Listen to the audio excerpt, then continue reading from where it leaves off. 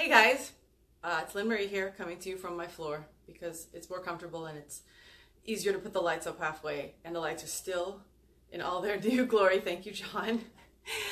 So I wanted to use them again to come to you to talk about my latest quit, and it involves a lot of the elements of quitting that I talk about, and so I thought I would share because it is timely, and maybe some of you have been in a certain situation, similar situation, and maybe it could be helpful. So I've talked to some of you, and I plan to start coaching on quitting. And I thought, well, every good coach needs a coach. And so I was considering signing up for a coaching academy. And the coaching academy was not cheap. And it started with a 4-day event that was supposed to be this Thursday through Sunday, 12 hours a day. And just to pay for that event, which was going to be kind of my way to decide whether or not I wanted to do the full package, was also not inexpensive. And moreover, it was a lot of time. I'm leaving for Europe in the middle of May, and I thought, well, I don't know that I have that much time to do 4 days of nothing. So anyway, I was committed. I thought you have to spend money and spend time to make things happen. I was going to do it. And this is supposed to start tomorrow. And starting Monday, I started feeling off. As my capoeira compadres could tell you, I showed up to capoeira without my cord on, which I'm not sure I've ever done, maybe once or twice, but that's, in the capoeira world, it felt to me like showing up to class naked. Like, what is wrong with me? Where is my head? And I got back from capoeira, which usually would make me feel amazing, and I felt amazing, but still, there was still something off.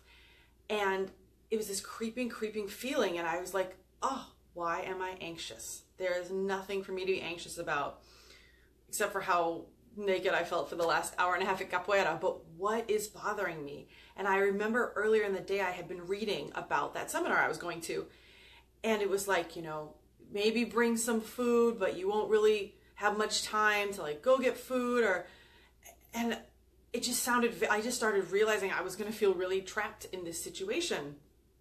And the more I thought about it, I was like, this is a lot of money, this is a lot of time, and literally the more I thought about the logistics of it, the more anxious I got. And I thought, this is my sign. This is how a strategic quit starts. It starts with realizing something isn't right. Oh, it's something that I can do something about, which is I don't have to go to this thing. I wasn't sure whether or not I was going to get a refund, but I also thought, okay, there's the second part of strategic quitting. I've spent a small amount of money to buy the ticket for this. And it was just going to be my judge as to whether or not I wanted to spend a whole lot more money on this coaching academy. And I thought, even if I lose this small amount of money, that money may be a sunk cost. It may not be coming back, but it doesn't mean that I need to dedicate 4 days this week, 12 hours a day going to it just because I spent the money. If that's going to make me really feel like I'm trapped and in the wrong place, there's no, that money is, using that money as my guide is just doing me and my health a disservice.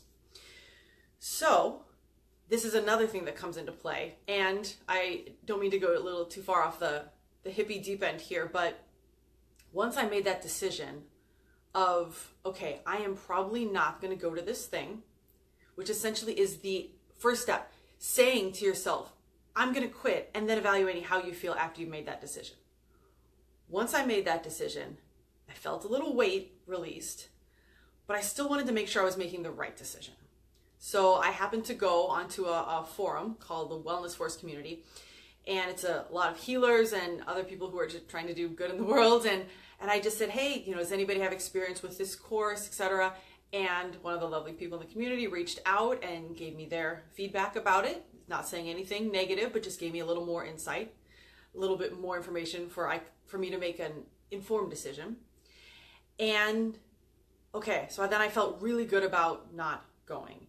And at the same time, I also reached out to another friend, my lovely friend Tim, who is a coach, and I said, hey, do you mind talking to me about how you started coaching? So that I, had some other input as to how this could be done without doing this one seminar. And then lo and behold, from that post that I had put in the wellness community, somebody else wrote to me, and she said, I hear you're looking for a coach, and I think you might like what I have to offer. We have a call that morning. I talked to her. She is offering pretty much everything that the other course was for so much less money and in a time period that worked better for me. So I ended up even getting my money back when I just was authentic, and I told the people, there's nothing wrong with your course. I just am not comfortable with the fact that I'm going to be essentially like away from food for that long. If you know me, I eat like every 30 seconds. And I said, I'm just not really comfortable with the format. You know, it's just going to be too intensive of 4 days. They understood. They gave me my money back. So by following what was essentially, actually by listening to the fact that I had anxiety out of nowhere, paying attention to my intuition and saying, okay, what's not right? Instead of just diving into this thing with this knot in my stomach for the next 4 days, like, why do I feel terrible? Why can I not focus? I mean, I was just like dreading this thing that was supposed to be beneficial to me. I paid attention. I stopped. I got some more information. I made that initial quit in my head to tell me, does that feel right? It does. And then I also look, sunk costs. Man, if I don't get that money back, it doesn't matter, because it's not worth my sanity and my health to sit through this thing for 4 days just because I paid the money. And lo and behold, you know, I got my money back, and likely I have a lead for a coach that's going to work just as well and save me a lot of time and money. So that's why I wanted to come to y'all with this story. If you're like me, you know, I don't have generalized anxiety. I'm not anxious all day long. And if you are, please go see a medical professional. Not this one, a different one. See somebody who's, you know, psychologist, psychiatrist, somebody who can help you with that. That's a different situation. What I have is clearly situational anxiety, and it's annoying as hell, but it's also helpful. And it's only helpful if you pay attention to it and honor it and listen when it starts to like tug at you, saying this is not right. There's a reason you feel really off. And if you follow that and you kind of let the things roll and you go with your intuition and you reach out to some of the right people and you're just authentic and honest about what you're looking for and what you need, better things may come. So that's all I wanted to tell you for today.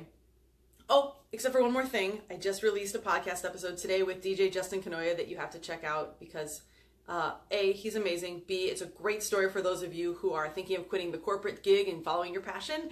And C, he made a special music mix at the end, about 10 minutes, that if you have any similarity in musical taste to me, you will love. Anyway, that's all I've got for today. Until next time, guys, happy quitting. Have a good night.